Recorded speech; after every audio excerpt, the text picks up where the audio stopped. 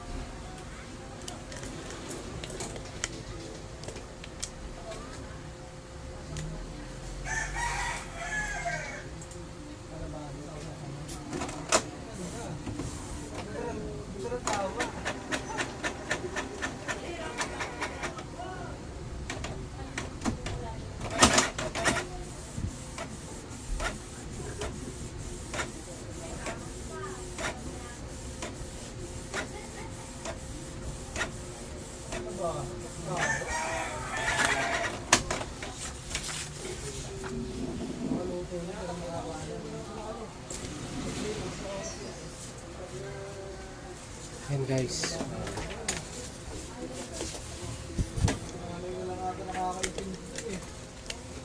Yan guys, Solid Tech Express.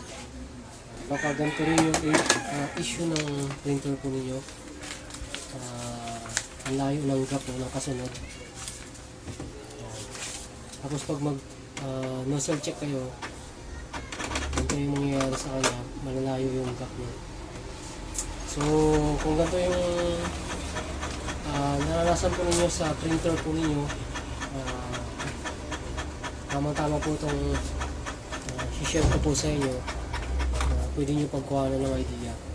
Pero ang model po ng printer po na to ay Canon MP237 ang Canon. Pero yung ganitong issue po, pwede rin mangyari yan sa mga ibang model. Yung nagkakaganto, ang layo ng gap ng ano niya, yung kasunod na print.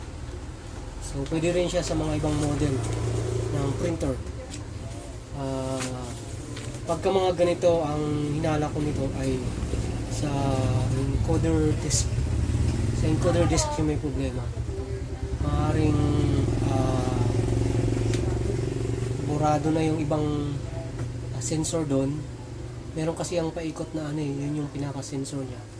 Pagka burado na, natanggal na.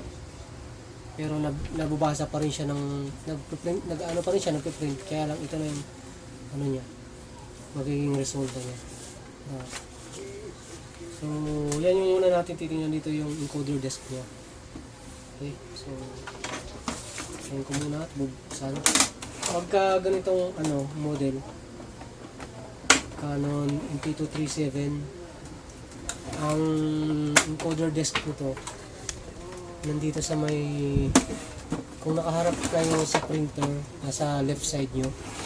So ang bubuksan lang natin dito ay itong to.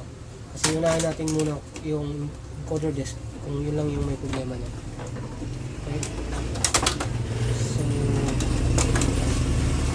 pero bago natin bubuksan itong left side. Buksan na natin tong i-unscrew natin tong likod.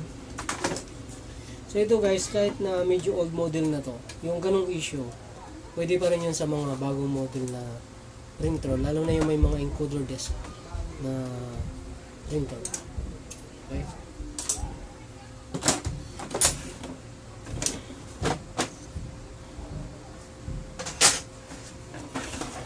Pag natanggal na natin yun, ito na rin, sa left side na tayo. Ano lang to, mga naka-attach lang to guys. So, dito, meron ditong yung lock niya, tapos dito sa kabila. Tapos habang dinidinan nyo yan, dito sa likod naman, hihilahin nyo.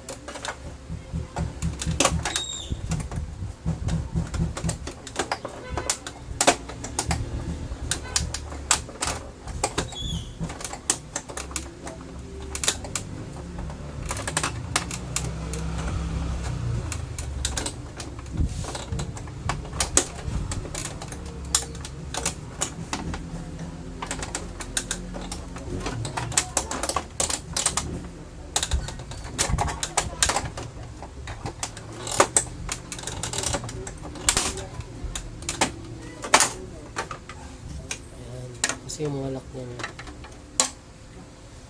Okay, ayan. Dito pa lang guys sa sa baba niya encoder disk. Ayan, nakikita ko na kagad na may problema. Ito. Burado na siya. Oh. Ano kung makikita ng malapitan. Ito. Adjust ko lang sa camera. Burado na siya. Okay, tanggalin ko na lang, tapos okay, ito. Ayan o, yung part na to, wala na siyang, hindi katulad dito sa ibang side. Buo pa. Pero yung dito sa side na to, burado na siya. Ayan. Kaya ano na siya, malayo yung kasunod na piniprint niya kasi ito wala. Okay? So meron ako ditong extra na gato. Try ko dito. Ito buo pa to. Although used na to, pero buo pa yung ano niya. Pwede, makakabili naman kayo ng mga encoder disk sa sa online. Mura lang naman to. Okay.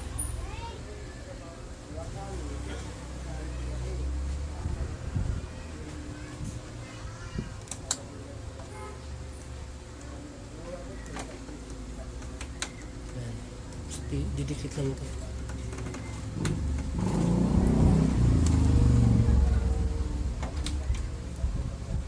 Make sure nyo lang na nakadikit ng maayos po yung encoder disk. Kasi minsan pagka hindi masyado nakadikit, hindi na siya na umiikot, naiiwan siya kahit umikot na yung mga gear tsaka ruler. Lalo na pagka wala nang hindi na dumidikit. Yung ginagawa lang nun, pagka hindi na dumidikit, lagyan nyo na lang ng kahit yung rugby para dumikit na siya. Okay. So testing na muna natin to bago natin ibalik yung yung mga cover.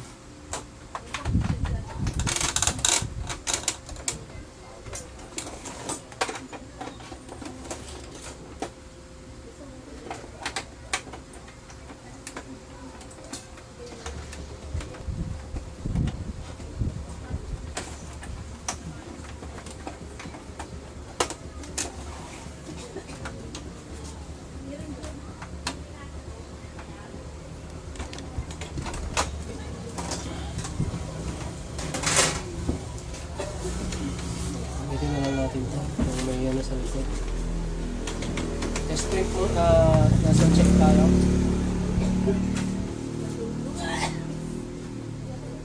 Okay. Pag nasa check, isang diin, isang blink ng ito.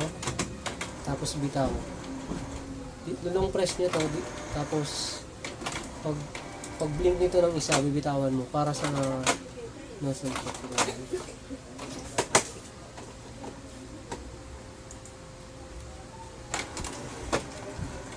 automatic cleaning siya.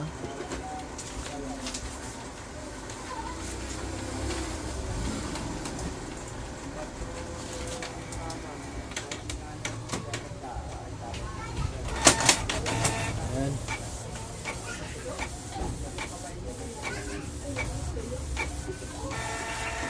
Yun.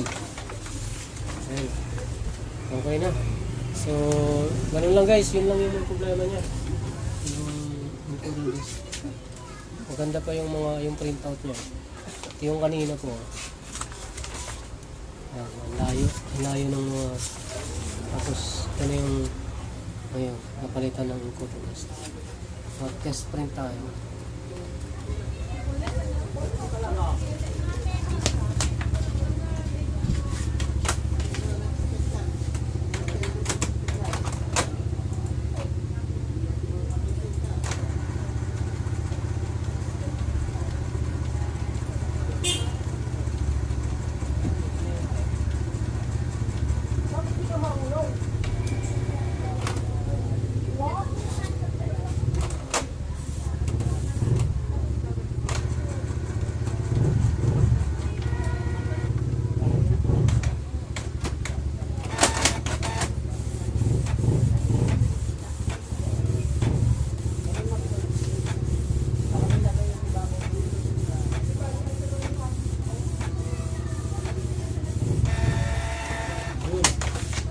Ayun na.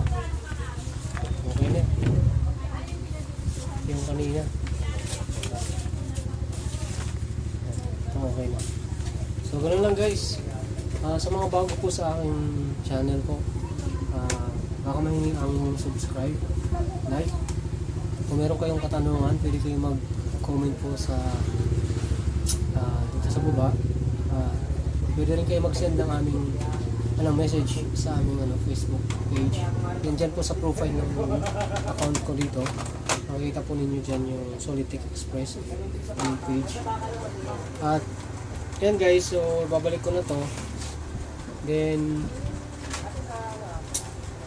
basta po kahit yung ibang printer po ang ibang model ng printer po ninyo, pwede pong maging ganun yung kakalabasan kapag sira na ho ang encoder desk. Okay?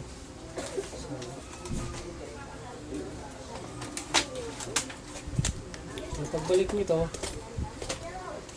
ano lang din, mga naka-attach lang din po kasi ito eh. Okay. Ito meron ditong dito pinapasok to.